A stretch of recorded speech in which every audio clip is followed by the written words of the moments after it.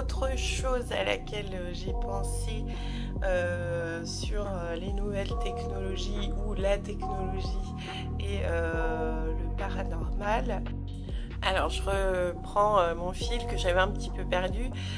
Donc autre chose qui m'a fait un peu modifier ma pensée là-dessus, ma façon de voir ce phénomène. En fait, ce n'est pas un phénomène qui va intéresser uniquement les médiums, les parapsychologues ou les personnes qui ont un don particulier. Ça intéresse aussi des scientifiques. Tout simplement, j'ai eu la chance de naviguer pas mal pendant cette année où j'ai pris un peu une pause, mais j'ai aussi beaucoup travaillé et continué un peu à chercher des sujets toujours un petit peu hors des sentiers battus, on va dire. Et ben, en fait, je me suis aperçue qu'il y a un grand retour des croyances dans le paranormal et une liberté d'expression qui est en train de se créer. Il y a toute une littérature qui existe avec des spécialistes, des référents, des enquêtes précises, des cas inexpliqués et des révélations. Alors on avait déjà eu des révélations au niveau des États-Unis sur les expériences de contrôle mental, donc ça je vous en avais parlé plus tôt dans la complothèque. L'expérience du MK Ultra, c'est dans les complothèques, mais je reviendrai dessus plus en détail parce que c'est une expérience qui est vraiment souvent présentée un peu à la légère, alors que ça mérite vraiment d'y travailler beaucoup. Donc je sais pas quand je traiterai ce thème là, mais ça fait partie des thèmes que j'ai envie de partager. Donc il y a eu ces révélations là aux États-Unis, il y a eu des révélations récentes par rapport aux unflying objects, les ovnis, objets volants non identifiés. Donc là encore c'est la technologie qui va permettre d'attester la trace aussi et non plus être dans mes sens me trompent, je doute, ai-je vu, pas vu.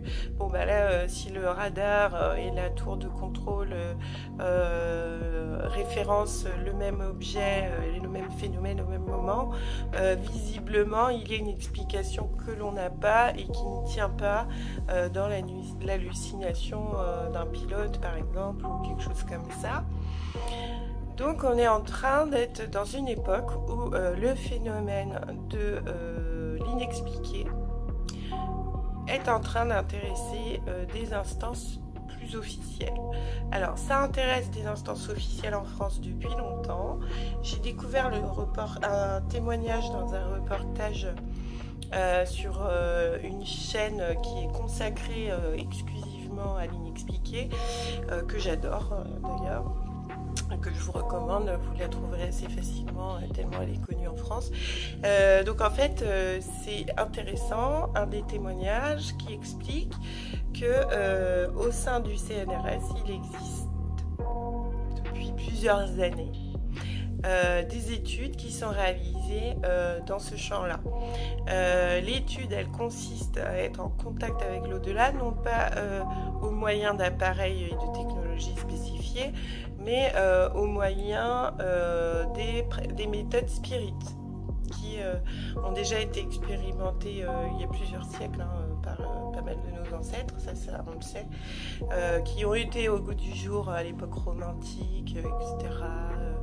À l'époque des Lumières ça a commencé puis ça a perduré, c'était très à la mode jusque dans les années 1950-60.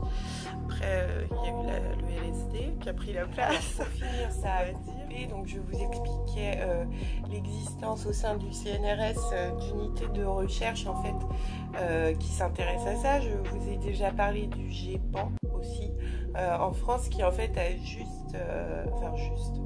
c'est pas rien comme mission, qui recense lui les témoignages de personnes qui ont vu des phénomènes inexpliqués de type OVNI. Donc petit à petit, la sphère scientifique, face à ces avancées ou à ces impasses, en fait, se réouvre à cette époque où le scientifique appréhendait dans sa pratique l'existence de l'au-delà. Voilà. Donc ça, c'est quelque chose que moi je trouve plutôt positif, puisque les plus grands inventeurs et découvreurs avaient une petite quête spirituelle derrière, bien souvent, leurs avancées technologiques. Donc je trouve ça plutôt sage, finalement, que les savants retrouvent un petit côté foufou.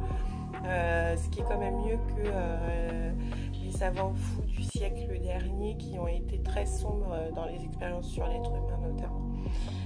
Donc là, je me dis, au moins, s'ils pensent à l'au-delà ou aux aliens, ils s'en prennent pas à l'humain, et c'est peut-être pas plus mal. Finalement, on a peut-être découvert ce qu'on avait besoin de découvrir, voilà, de ce côté-là. Donc je trouve ça intéressant de conclure un petit peu là-dessus. Est-ce que vous avez des expériences? Alors sur des chats, j'ai rencontré des personnes qui m'ont parlé de choses absolument dingues, et avec une conviction qu'on a du mal à remettre en question parce que eux-mêmes l'ont vécu, particulièrement en ce qui concerne les lieux. Et donc là, ce serait plus les énergies de la Terre, tout ce qui va intéresser la Terre en elle-même, donc la discipline qui a émergé dans ces milieux un petit peu New Age, on va dire, on va les appeler comme ça. C'est la géobiologie, par exemple. Alors, je trouve ça complètement fou de se dire, tu arrives dans un lieu et le gars, il est capable de te parler en énergie, en vibration, machin, tout ça. Il connaît ça sur le bout des doigts. Alors, autrefois, c'était de la compétence plutôt des sourciers, des sorciers ou des druides. Maintenant, ça devient un savoir. Alors, est-ce que ça ne va pas perdre un peu de son charme aussi, si c'est un peu trop systématisé? J'en sais rien. C'est la question qu'on peut se poser.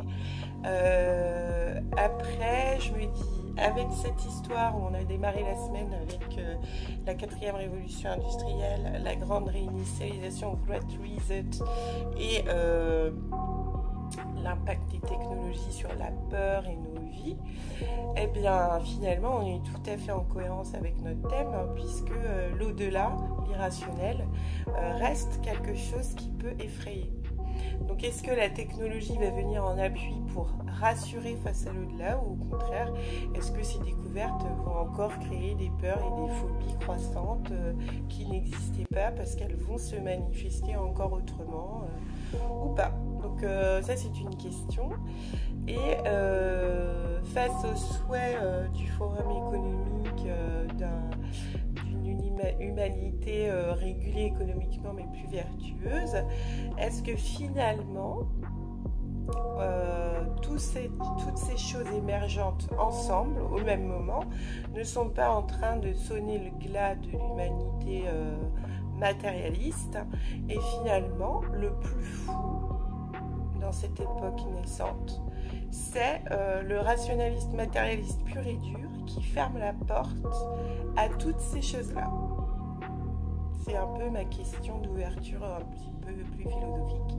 On a des pistes. Concrètement, les populations ont l'air de vouloir aller vers quelque chose de plus ouvert, déjà sur les communications et les réseaux sociaux, les mises en lien de gens. Enfin là, quand vous découvrez des forums dédiés à l'inexpliqué, à l'au-delà, des spécialistes, alors certains autoproclamés, et malheureusement pour le savoir humain, ça on est d'accord, mais c'est quand même une multitude de personnes.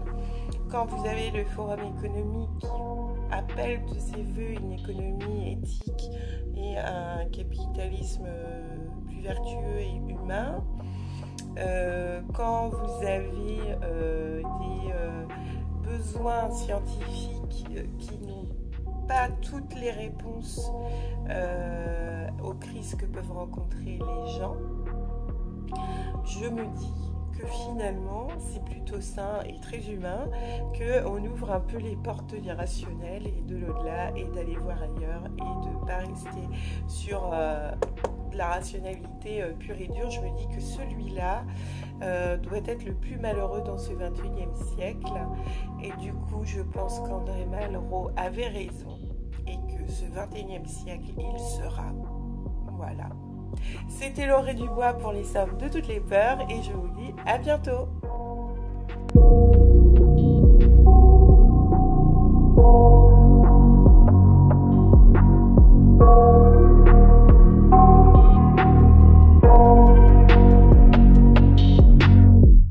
I got nightmares in my head, I fear that the thoughts build up until I can't hear, that my mind fills up into a creature, and it haunts me somewhere much deeper. Anxiety, filling up every space, no privacy. And silently, it could build and build until you finally see, whoa, it's taking over, damn no closure, moving closer. No exposure, I just wanna be a loner. Some can't stay sober, looking over all their shoulders, like moving boulders just to get out of the home. It sucks, I've had enough, I don't wanna feel the stuck under the rug, all my problems that I shove. I got nightmares in my head, I fear that the thoughts build up until I can't hear, that my mind fills up into a creature, and it haunts me somewhere much deeper.